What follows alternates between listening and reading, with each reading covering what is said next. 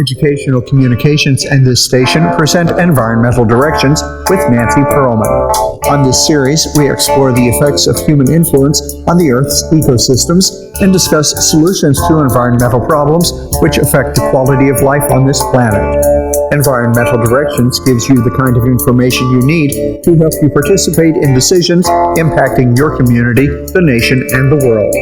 Now, here's your host, Nancy Pearlman. Hello. We are going to be talking about environmental education materials and connecting children on conservation and the natural world with my guest, Julianne DiBlasi. She is owner, artist, and author at Kraken Sky and founder of the Creative Brains Grow Here project. She is an internationally recognized award-winning graphic designer. Her digital art has been published in Comic-Con International's souvenir book, Art 278, and Trade and Travel publications. She is author of over 25 books, including Nature Unboxed, Wildlife Unboxed, A Florida Pirate's Wildlife, and many more. Welcome. It's a pleasure to have you on the program. Thank you so much. It's awesome to be here. It's going to be impossible for us to talk about your hundreds of activities that you present, puzzles, games, science experiments, and all the different kind of wildlife that you have covered. Your books talk about the Florida Keys, but you come to California and talk about Channel Islands. So many different kinds of activities, and your drawings are so cute for both adults and children.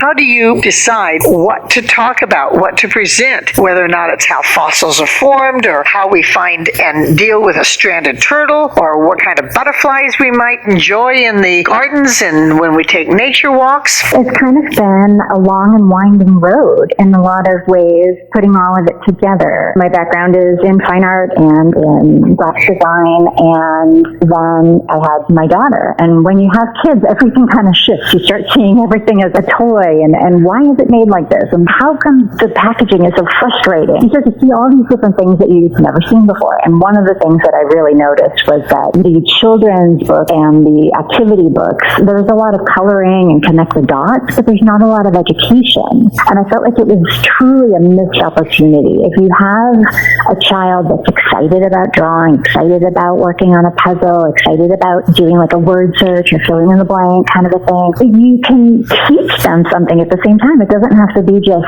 color the dolphin. It could be color the dolphin and help them find their way home with a little map and show where the dolphins typically gravitate to. So I began kind of this jumping around places that I had lived before. I lived in California a long time, Florida a long time, New England a long time, the desert a long time. And so I've been able to kind of remember my experiences there, remember the amazing wildlife and the things that I found super interesting, and then put them together to present them for children. There are literally millions of species of animals that you could choose from. You have done some drawings of bees and horseshoe crabs, harbor seals, mangroves, sea turtles, bighorn sheep. Is there an animal that's easier to present and teach about? And is there an animal that you haven't shown yet but plan to? Oh my goodness. Every time I create a book, there's always somebody that ends up on the cutting floor. Activity or some idea that I have that I'm like, okay, I'm just going to have to save that for the next book. I can't cram it into this one. The mind kind of goes down rabbit holes. I'll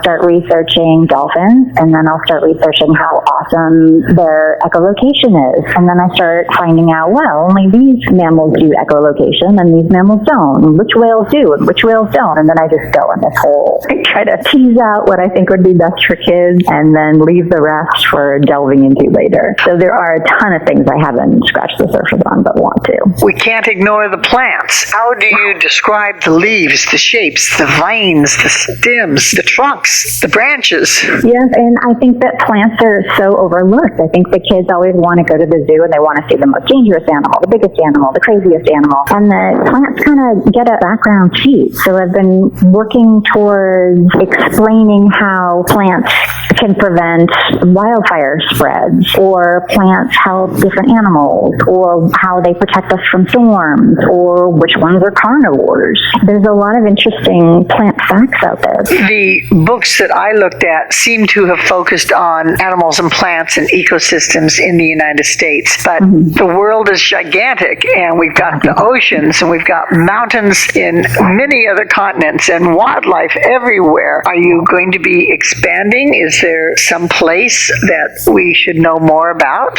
Yes, and 100 times yes. I've been very lucky to have been able to travel, and I spent about a month in Africa, and I can't even wrap my head around all the amazing things I want to, put in a book about Africa. Just one day of information is an entire volume. But also just the garbage patch. I would love to do an entire book on the garbage patch and different ways that we can prevent it, and what it's there, what's going on with it, and how we're looking at helping. And there are areas all over the world, like Guatemala. Guatemala has the most amazing variety of bats. You could go to Gatun Lake and see all these different species of bats. There's actually a bat institute there where they're studying them. So yes, all over the world there are definitely places, and I've got a bucket list of probably 50 different books ahead of what I've already been starting to work on. In addition to the children engaging themselves in your coloring, games, activities, experiments, and getting some facts along the way, you are encouraging them to take action to help protect various species and ecosystems?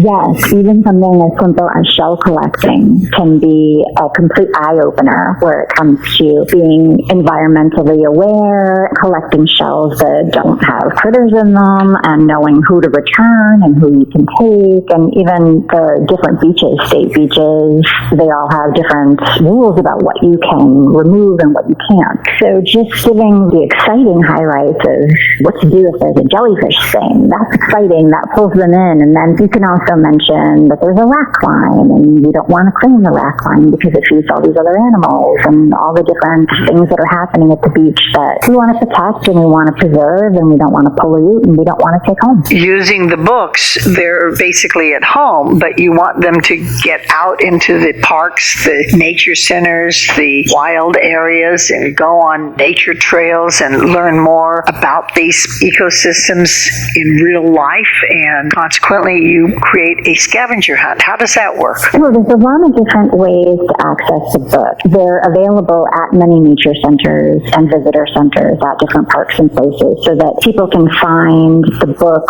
where the natural environment is. Especially here in Florida, we have plenty of beaches for the tourist population to come, and they've never been to a Florida beach before, and then here's a book that they can get at the visitor center that says, okay, this is dangerous, and this is not dangerous, and this is what the stingray shuffle is, so that you don't get pierced by a stingray while you're at the beach today. But you can also do all of these things at home, or while you're traveling, or just get excited about them. And many of my activities have little QR codes, which can take you to places that are citizen science sites where kids can actually actively help scientists do studies, or they take them to different websites like Audubon, where they can hear the birds call. It provides a leaping off point on any of the materials, any of the topics that someone would find interesting. It gives them more information to kind of further that. You are very much into the modern world of digital reading and digital activities, so they can get your books digitally rather than in hard copy. How do they do that? I have a lot of different download sites that are available for educators and for parents, where they can look up the different activities that are in the books and actually download those information sheets. That way, if they're doing a field trip, or they're having a camp activity, or parents want to take the children to a particular beach or a particular area of the country, they can go ahead of time and download all kinds of resource sheets so that they have specific activities to what they're going to be working on available right there. They just download the file, print them out, take them with. You provide free activities. You also would love to have people purchase the books, but they need to find out more about it by going to your website? Definitely. The website is the hub of activity of all of the things that I have cooking. And my website is www.krakensky.com. And Kraken is spelled with a K. K-R-A-K-E-N-S-K-Y. Exactly. What does Kraken mean? Kraken kraken is actually a legendary sea beast. It's a gigantic octopus that pirates used to be concerned about. And the reason I've kind of incorporated it into my logo is that the kraken is obviously this huge, powerful animal, and it's got 8 arms. So I always feel like I'm doing 100 things at the same time. And sky, meaning the sky is the limit. I'm always working on something new. I'm always reinventing. I'm always creating. So kraken sky is multiple different areas that I'm working in, and the sky is the limit for all of them. What is the Creative Brains Grow Here project? Creative Brains Grow Here project is a kind of collaboration that I'm working on between science, educators, and artists. So I'm looking for artists who want to contribute interesting science materials for educators. So I take donations to be able to provide things free for educators, free downloads, and I'm also working with artists to try to get them to work on projects that can be replicated at different schools, like whether it's an interesting sculpture that reminds us to recycle, or if it's a layout, a fun graphic design layout of what to do if you find a bird on the ground. I'm trying to bridge kind of the science and art background. I can't mention all 25 books, but Nature Unboxed was beautiful, Wildlife Unboxed, Florida Pirates Wildlife. What are some of the others? Quite a few. I've got them centered around Channel Islands in California, and I've got some that are Florida here, the Florida Pirates that you mentioned, but also Florida Shells and Florida Wildlife. And the different Nature Unboxed and the Wildlife Unboxed books are doing really well because it's a smattering of a lot of different disciplines. So if someone was going to jump in someplace, I would say start with Nature Unboxed, or if your child is big into animals, do the Wildlife Unboxed. And from there, they kind of get a feeling of what they like, and then they can either go to my downloads website and download specific topics, or they can just keep going through the list. You are a professional designer and artist for over 25 years, and you're a monthly columnist at Story Monsters, Inc. magazine since 2017. What's that about? Story Monsters is a wonderful publication that goes to libraries and teachers and schools all across the country. The covers, if you go to storymonstersinc.com, you'll see all of the different people that we've been able to interview. I have my own interview column where I've been able to talk to some amazing different authors, illustrators, publishers, book retail store owners. It's a magazine for all things children's lit. Through working with them, I've gained quite an eye for what works, what doesn't, what kids gravitate towards, and that's been instrumental in my career. I have my favorite animals like the mountain lion, the wild horses. Mm-hmm. If you were to take one of those species, how would you decide what kind of activity you would include for them, or why it might not be a game or a puzzle, or what kind of science experiment would you provide? I would go for the wild horses, and mostly because I lived out in Mojave for a while, and we had wild horses out there. So I would talk about the protection of the wild horses, how they're not to be harassed, how people shouldn't be going out there and feeding them things that they shouldn't eat, how people should keep their distance. But then I think I'd also like to really do a specific kind of focus on how they find water, how horses can smell water at a distance, how they can dig with their paws and find water, especially in such a climate as the desert. I think it would be kind of a fun thing for kids to learn. You also talk about other aspects of our environment, such as fossils or the weather. What can we learn from these kinds of elements? Well, the fossils are always fun because kids love to dig for fossils and find the little imprints and figure out what they came from, and dinosaurs were a huge thing for my daughter, so we're really into fossils here. I think that from fossils, we get a lot of information on patience. I think kids learn patience when they have to be very calm and careful. Digging out fossils, learning about fossils, I think that they also are able to compare and contrast. They work on their ability to observe different pieces of the fossil and what they could possibly represent. And the weather's kind of the same thing. You know, the weather, we have weather every day, and we get so used to looking at our cell phone or looking at the news and telling what the weather is going to be. But just to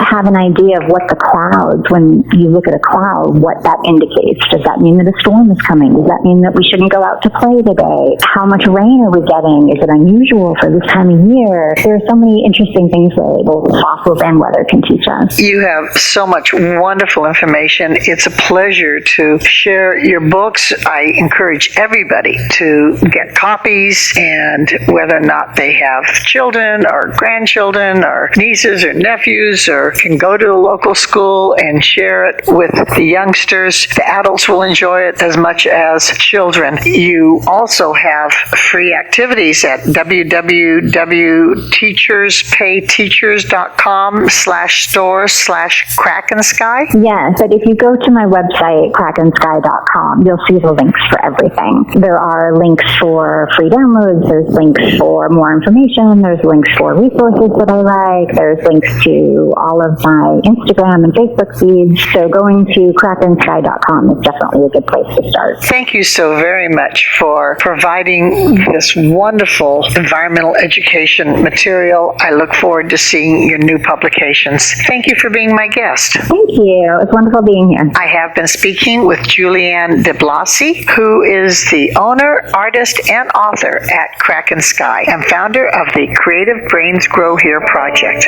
I'm Nancy Pearlman. Thank you very much for joining us, and do tune in again next week. If you would like free information about these environmental issues, go to www.ecoprojects.org or call 310-559-9160. Environmental Directions with your host, Nancy Pearlman, is a community affairs program of the nonprofit organization Educational Communications and this station.